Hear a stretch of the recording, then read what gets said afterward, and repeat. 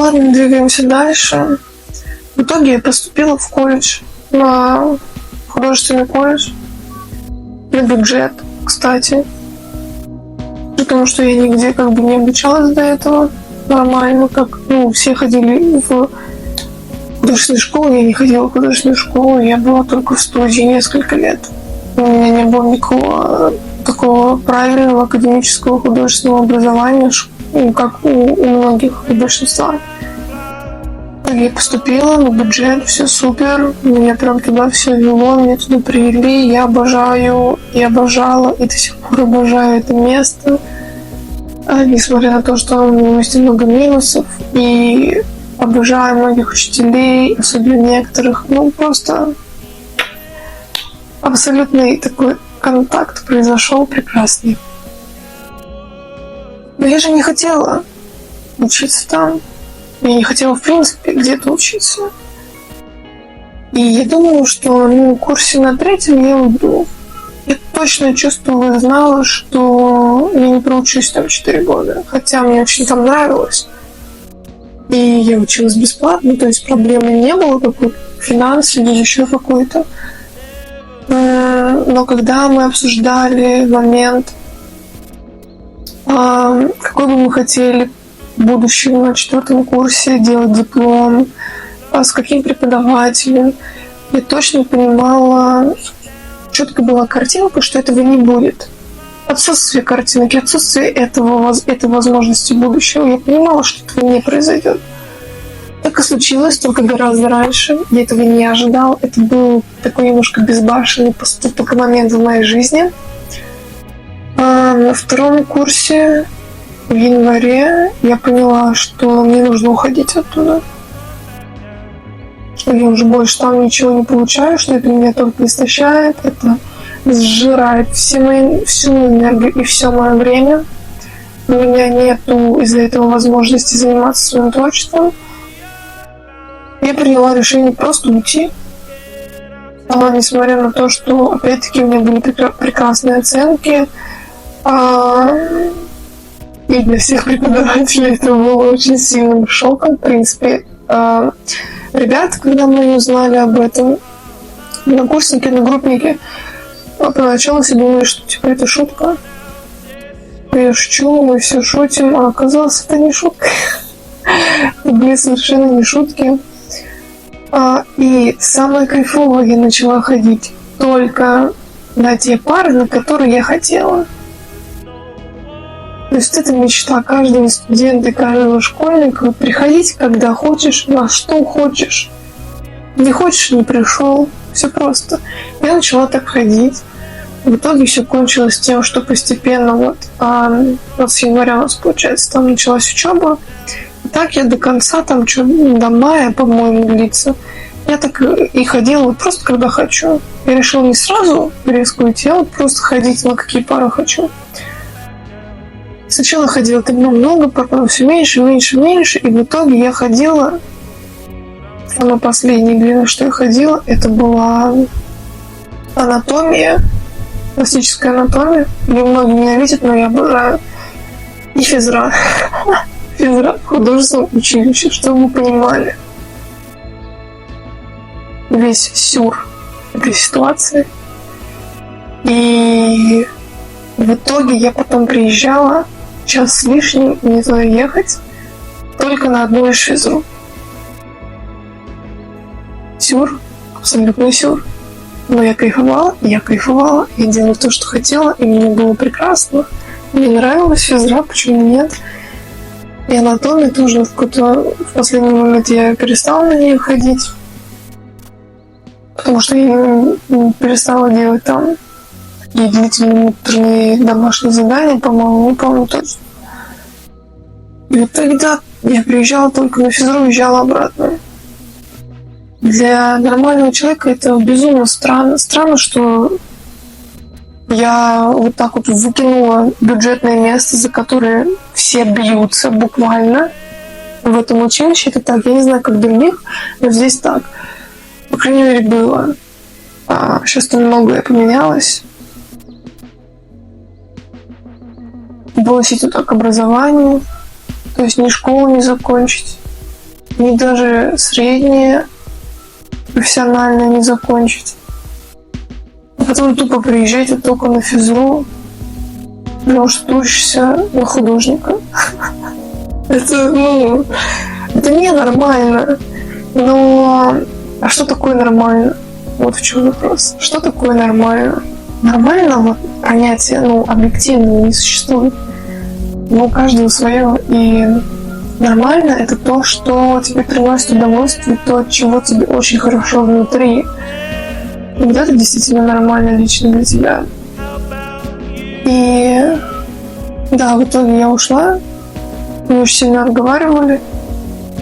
Да, в итоге я согласилась взять академ, естественно, которую я не продлила. То есть вот как я ушла, так я ушла, все. Тоже интересный момент, как только я приняла то решение тогда зимой уйти, я сразу же потеряла карточку, по которой нужно проходить в здание училища. Она просто потерялась. Но все предыдущие 2 года этого не было, здесь это произошло. Даже больше, чем 2 года, потому что я еще на подготовительный год ходила. Я поняла, что мне подсказывают, что выбор сделан правильно, и что обратного пути нет, и его не должно быть. И приходилось выходить всякими окольными путями, особенно потом, когда я приходила в училище. Уже чисто к одному моему преподу, который вообще суперски отличается от всех преподавателей очень сильно. Когда об этом узнали преподаватели, один за другим, куратор, когда узнала, были просто вот такие вот огромные глаза. Что, почему, Милена, что произошло, может, идешь академ, как так? Как это можно объяснить? Я не знаю, как это объяснить. Это просто вот так оно и есть. Ну что здесь сказать? Почему это воспринимается чем-то странным? Наверное, потому что для большинства людей, опять-таки, образование несет огромную ценность. Но опять-таки не для меня. И мне кажется, это уже не актуально. В 21 веке это не актуально образование ставить во главу угла. Это уже не актуально. Многие графические дизайнеры вообще просто обучаются на каких-то курсах несколько месяцев и потом спокойно работают, зарабатывают бабки и без этих обучений 4 года. Поэтому по мне так это не важно больше в нашем мире настолько, насколько было раньше. По крайней мере, в таких профессиях. Я не говорю о профессии врача, естественно. Я не говорю о водителе, который должен обучиться вождению. Особенно если какие-то КАМАЗы или еще что-то. Я говорю о том, в чем это действительно не нужно, в чем это действительно не обязательно и в чем приветствуется какая-то гибкость в творческих профессиях, в современных профессиях.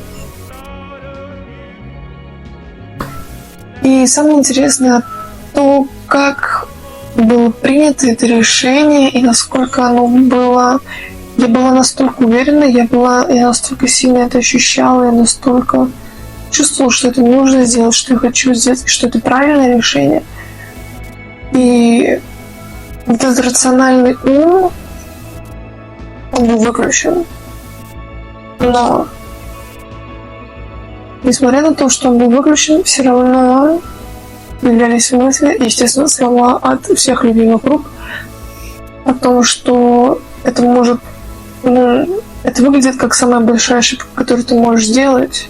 Особенно, когда я сказала своим родственникам, родителям и прочим. Как вы понимаете, реакция была, мягко говоря, шоковая. И это кажется со стороны безумством, безрассудством. Безрассудным поведением. Абсолютно. Глупым. Когда ты упускаешь шанс, когда ты поступил туда, куда сложно поступить, обучаешься там бесплатно, получаешь хорошие оценки, проучился уже там 1,5-2 года или сколько, я не помню, и тут ты все бросаешь. Это выглядит как бред, просто бред. Но на самом-то деле это не являлось бредом, и Помню, потом я приходила в училище, и я была счастливым человеком. И я до сих пор счастливый человек, потому что я продолжаю выбирать себя, а не условности, то, как принято. Я приходила счастливым, заряженным человеком, когда все вокруг просто, особенно вот мои одногруппники, говорили, типа, мы тут в дэде, мы тут просто вот на последнем издыхании. Елена приходит счастливая, улыбчивая, заряженная, потому что она ушла, вот поэтому она такая. И это правда так, потому что нам всем было действительно тяжело, и это обучение, для многих обучение действительно очень тяжелое время, которое высасывает безумную энергию. И энергию, время, и все. У многих то же самое с работой происходит. И я считаю, нужно с этим что-то делать.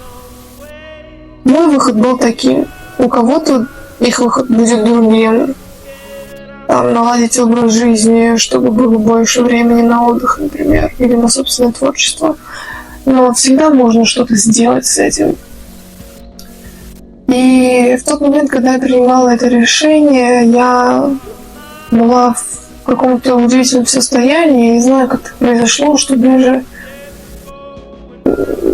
мне никто из родных не стал мешать. Потому что во мне чувствовалась такая непоколебимость, уверенность.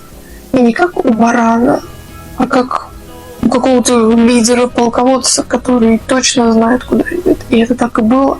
Абсолютно так и было. Уверенность, потому что не просто какая-то напускная, а потому что ты чувствуешь всем собой, что это верное направление для тебя. Так вот, когда я принимала это решение, я приняла это так в итоге. Я принимаю возможность всех последствий негативных, что, возможно, я делала самую большую ошибку в своей жизни. Но я не могу поддаваться страху, и я должна делать то, что я чувствую, искренне чувствую. Я просто делаю это. Я принимаю все последствия, которые могут быть, которые мы в уме себе простраиваем. Я их принимаю заранее, и я просто иду вперед и делаю это, и рискую. В итоге, какой результат я получила? Прекрасный. Прекрасный. Тогда я занималась татуировками еще немного. Потом я это прекратила, подрабатывала у родных. Все шло нормально, все шло хорошо. Более того, мы должны понимать, что ничего не происходит просто так. Что все происходит почему-то, для чего-то, есть причина, есть, как это сказать, пользу в некотором смысле. То есть ничего не происходит от балды, я бы это так сказала. Потому что потом все складывалось так, что то свободное время, которое у меня было, оно было нужно на другие нужды, чем если бы я его тратила на учебу, и я его тратила на многие другие вещи, которые были необходимы от меня в тот момент, в тот период жизни, и сейчас в том числе. А если бы я училась, я бы не смогла бы все это делать, я бы не смогла быть поддержкой многим людям и своей семье, и просто все сложилось так, как должно было. И плюс в том, что я не сопротивлялась этому, и я пошла по этому пути. Я отказалась от каких-то установок в разуме, как должно быть. И последовала за тем, как действительно есть. Как действительно происходит в реальности. И то, что я чувствую. Мы должны доверять своим ощущениям, своим чувствам и учиться их отличать от иллюзорных. Это будет приводить нас, естественно, к самым лучшим обстоятельствам.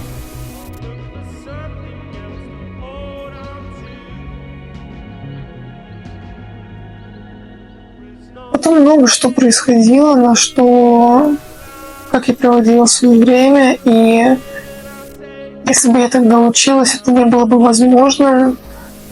И, возможно, все это развитие, оно бы отложилось еще на несколько лет. И все бы это просто стопорило бы меня.